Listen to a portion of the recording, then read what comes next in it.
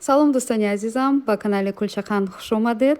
Тарзи сохтани мевагирак. Бале, тарзи сохтани мевагирак. Ба мо як лали лозим аст, лали оддӣ ва як косаи оддӣ. Мана бубинед дӯстон, косаву лали оддӣ ки ҳамин гуна дар хонаи ҳама ёфт мешавад. Рангаш, андозааш вобаста ба хоҳиши худатон. Танҳо вақте ки ин косаву лалиро ба якдигар мечаспонем, бояд ана ҳамин нозукиро ба инобат гирем ки коса ё дар дохили ин сурох истад, ё аз болояш.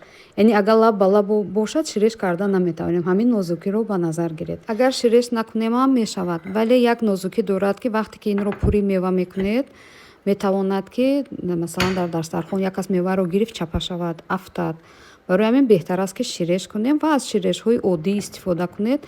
Ман аз ҳамин тарз истифода бурдам ва хеле зуд хушк мешавад ва хуб нигоҳ медорад. Хуб дӯстони азиз, шояд гӯед ки чӣ зарур аст, дар бозор мевагиракҳо фаровон ҳастанд. Дар ин аввалан на танҳо мева, балки тортро ҳам гирифта метавонед, шириниро ҳам гирифта метавонед.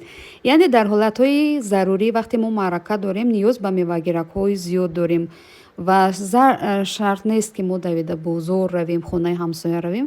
Аз ҳамин чизҳои дастрас метавонем дар ҳолатҳои зарурӣ истифода кунем ва чӣ хеле ки мегӯянд сарфакори оташдон беҳзи савдогари Ҳиндустон.